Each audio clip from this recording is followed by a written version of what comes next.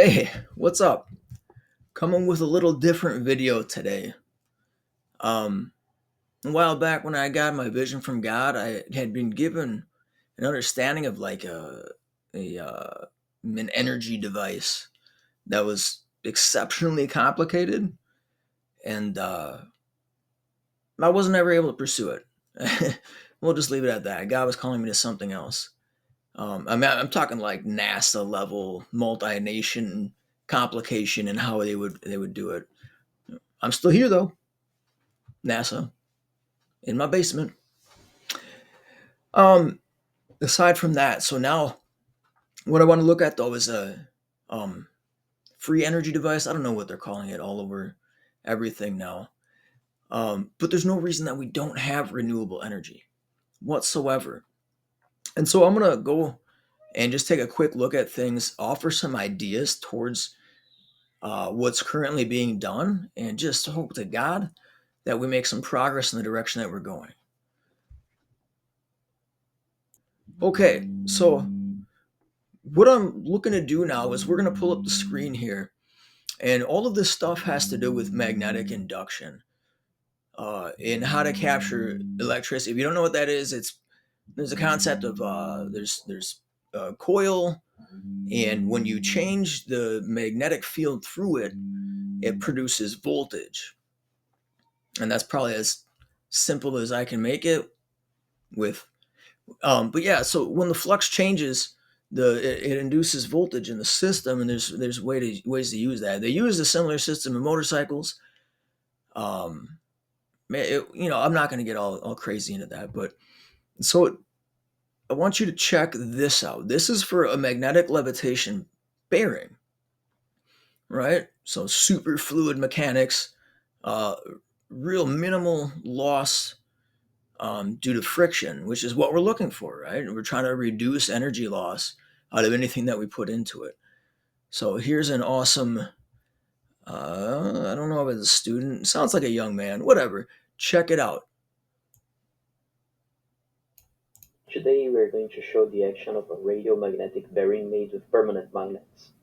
This is today's experimental setup. It was built by the people at Tokyo City University. This setup is composed of a rotating axis and a static part. First, I am going to explain the static part.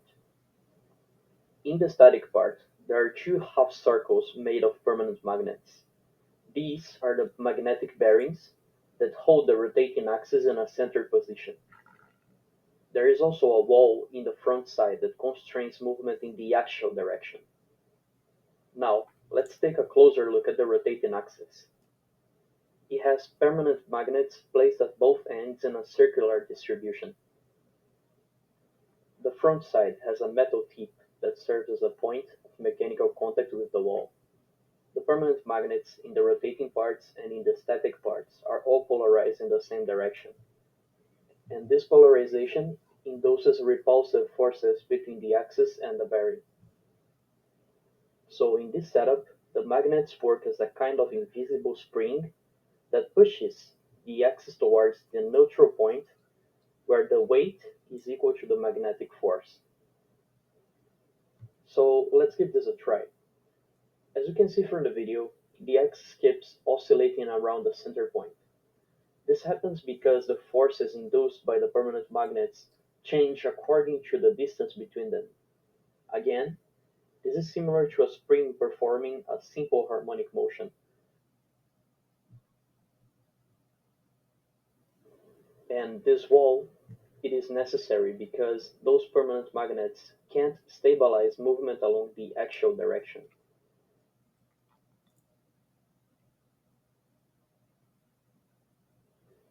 This is a very primitive model of a magnetic bearing.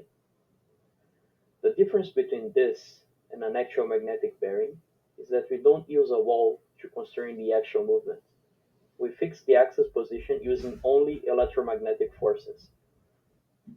Thank you for your attention. I hope this Like, that's sweet, right? That thing's awesome just in itself. That thing is awesome. Um, Moving it to an electromagnetic force, I don't know if that's worthwhile. Whatever energy you're producing, used to keep itself in check, I don't know. Um, I'm looking at much more interesting in like this type of design, that wall being important. If we're looking to capitalize on what God's already given us here, this is a huge start, right? Because if we're already looking to incorporate like hybrid models, this wall here itself and the drive shaft that's attached there could actually have a magnetic bearing inside of it as well. And on the other side of the wall, why not have the ability to capture wind, right? Have wind actually turn this device. We could set up the units and I don't know how they do that. You think about like how Dyson does air multiplying. I know that's not really true, or whatever, but we have structures and everything already that we know kind of have a constant flow of air. So we could place this in conjunction with that area, so that like outside here, we got a turbine type deal going with air, just spinning it, right? So super cool, really really cool. Um, Yeah, I think that's what I have there. So with that, now I'll jump over to here, and this young lady shares a demonstration of how the magnetic loops or the loops can use the magnetic field of the Earth to generate electricity. Today, we are diving into this fascinating experiment where we are going to generate electricity from the Earth's magnetic field. But before we jump into the experiment, let's take a quick look at the theory behind what we are about to do. Imagine a conducting loop.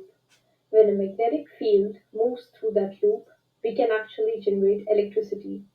The key is that the amount of magnetic field passing through that loop needs to change. So when a magnetic flux in a loop changes over time, it actually creates an electric potential. This potential then causes the current to flow through the loop. There are several ways we can change the magnetic flux in a loop. One way is by changing the strength of the magnetic field. Another method is by adjusting the area the magnetic field is passing through. We can also increase the number of loops in the coil, which has a big impact. And lastly, we can rotate the loop to change its angle relative to the magnetic field.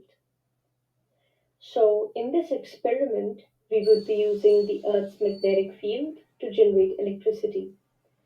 The Earth's magnetic field is very weak. To put into perspective, bar magnet is about 1,000 times stronger than the Earth's magnetic field. We have set up our experiment so that it's aligned with the Earth's magnetic field, specifically pointing towards the magnetic North Pole. The multimeter we will be using is set to measure in millivolts, which is ideal for detecting the small voltages that are generated. So when the loop is aligned parallel to the magnetic field, there is zero flux passing through it. But when the loop is perpendicular to the field, the flux is at its maximum.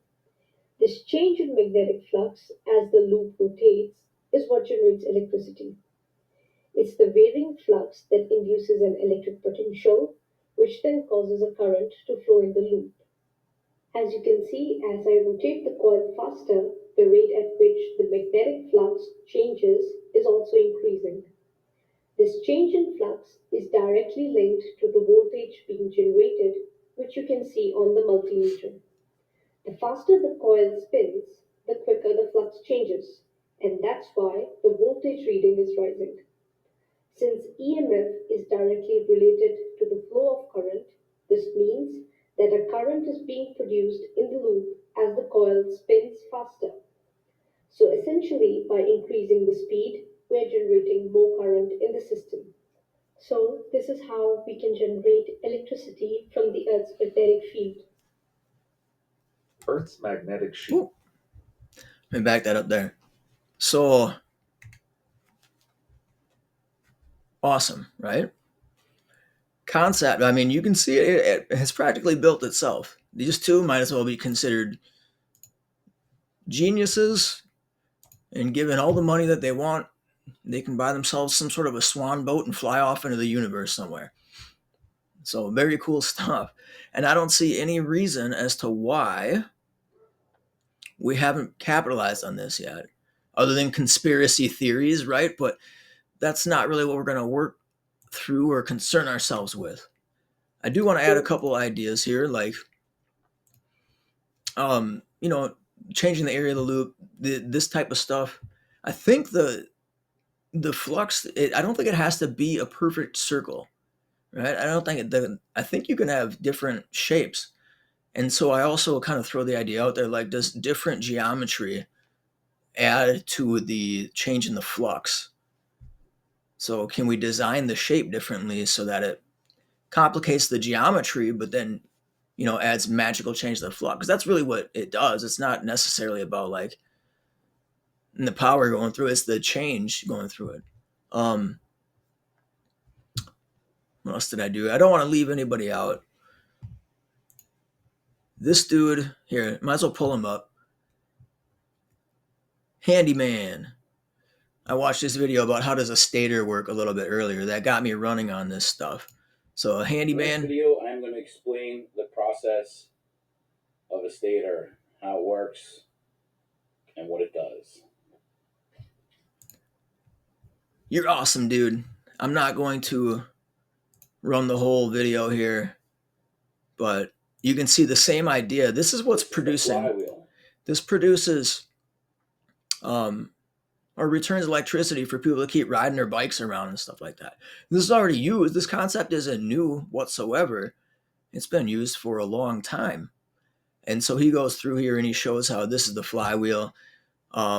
This is the stator. It goes inside of there, and then there's a lining of magnets in there that change the flux that's passing through these things, and that produces voltage through here.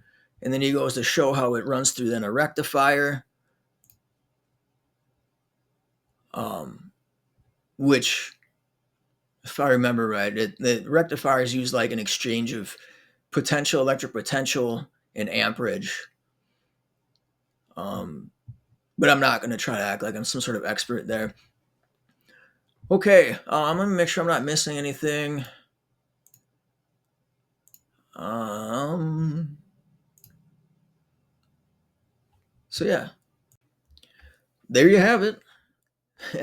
Praise God, we're there, right? Awesome.